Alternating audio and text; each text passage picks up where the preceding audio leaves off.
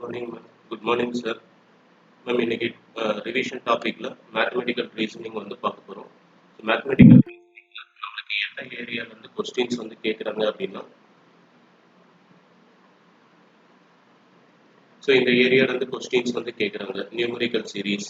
So next term வந்து என்ன, இல்லை மிஸ்ஸிங் நம்பர் வந்து என்ன, அப்படி இல்லாட்டினா ராங் நம்பர் வந்து என்ன. ஒரு சீரீஸ் வந்து கொடுத்து அதில் எது ராங் நம்பர், ஒரு சீரீஸ் வந்து கொடுத்து அதில் நெக்ஸ்ட் டேர்ம் வந்து என்ன. ஸோ இது மாதிரி வந்து கேட்குறது numerical series.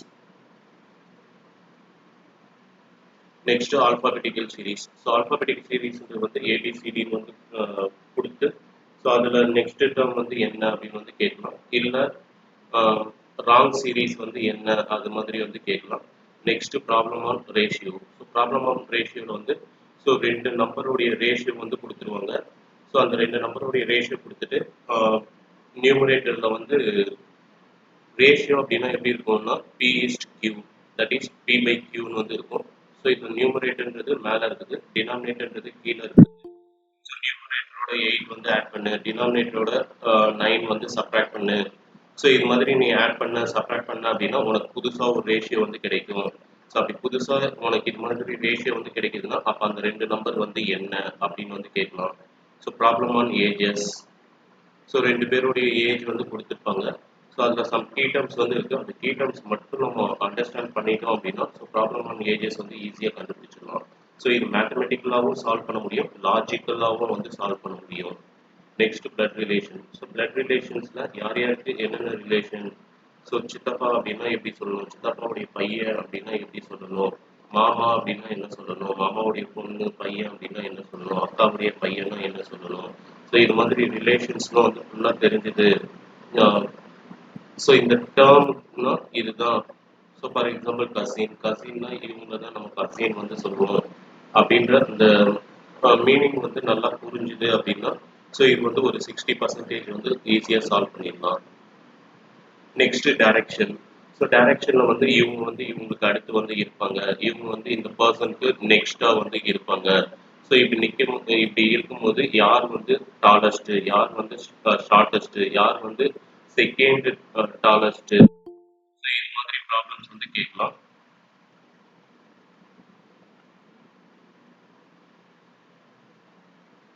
Next pipe. So pipe வந்து பார்த்தோம் அப்படின்னா 3 டிஃப்ரெண்ட் டைப்ஸ் ஆஃப் பைப்ஸ் வந்து இருக்கும். ஒரு பைப் வந்து பார்த்தோன்னா 1 ஹவரில் ஃபுல் ஆகிடும், இன்னொரு பைப் வந்து 2 ஹவர்ஸில் ஃபுல் ஆகும், இன்னொரு பைப் வந்து 3 ஹவர்ஸில் ஃபுல் ஆகும்.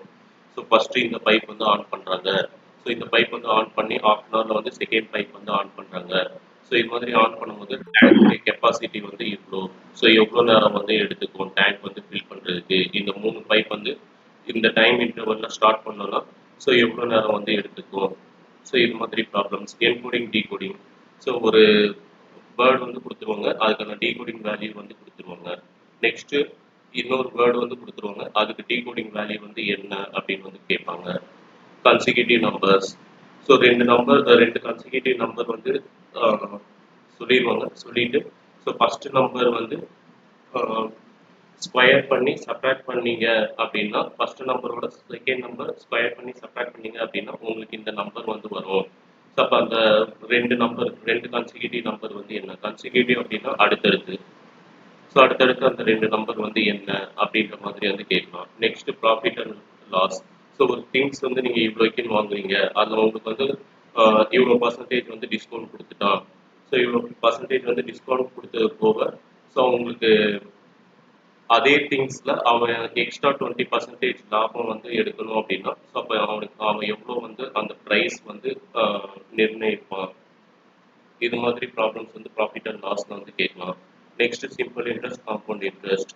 ஸோ பிரின்சிபல் அமௌண்ட் வந்து கொடுத்துருவாங்க, சம் வந்து பிரின்சிபல் அமௌண்ட் வந்து கொடுத்துருவாங்க, இயர் வந்து கொடுத்துருவாங்க, ரேட் ஆஃப் இன்ட்ரெஸ்ட். ஸோ அதுலேருந்து நம்ம சிம்பிள் இன்ட்ரெஸ்ட் வந்து கண்டுபிடிக்கணும், இல்லை காம்பவுண்ட் இன்ட்ரெஸ்ட் வந்து கண்டுபிடிக்கணும். Next average. So average of 3 number வந்து இதுதான் அப்படின்னு வந்து கொடுத்துருவாங்க, இல்லை ஆவரேஜ் ஆஃப் 3 பர்சனுடைய ஏஜ் வந்து இதுன்னு கொடுத்துருவாங்க, இல்லை ஆவரேஜ் ஆஃப் 5 சப்ஜெக்ட் மார்க் வந்து இவ்வளோ அப்படின்னு வந்து கொடுத்துருவாங்க, இல்லை ஆவரேஜ் ஆஃப் 70 மெம்பர்ஸ் வந்து 70 மெம்பர்ஸுடைய வெயிட் வந்து இவ்வளோ. ஸோ அந்த ஃபர்ஸ்ட் 27 உடைய வெயிட் வந்து இவ்வளோ, லாஸ்ட் 27 உடைய வெயிட் வந்து இவ்வளோ. ஸோ அப்படி இருக்கும்போது 28% உடைய வெயிட் வந்து என்னவா இருக்கும். ஸோ இது மாதிரி ப்ராப்ளம்ஸ் வந்து கேட்குறாங்க. So for our department computer சயின்ஸ்க்கு வந்து பார்த்தோம் அப்படின்னா, ஸோ இந்த 12 கேட்டகரிஸ் தான் இருக்குது. இந்த 12 கேட்டகரிஸில் அவங்க 5க்கு மினிமம் வந்து பார்த்தோம்னா 4 கொஸ்டின்ஸ் மாதிரி வந்து கேட்குறாங்க.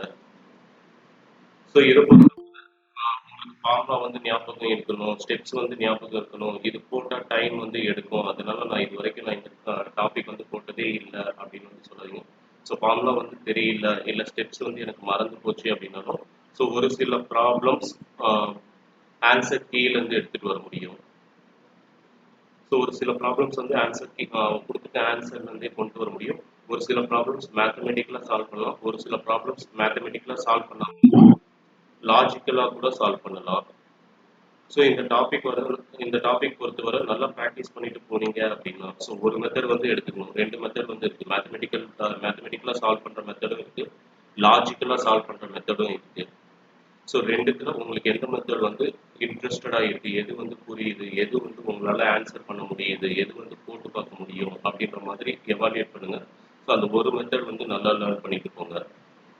ஸோ நல்லா ப்ராக்டிஸ் பண்ணிட்டு போனோம்னா இது 5 அவுட் ஆஃப் 5 கூட அடிக்கலாம், இல்லை 5 out of 4. So minimum target நமக்கு 3 மார்க்ஸ் 3 கொஸ்டின்ஸ் இருந்தால் போதும்.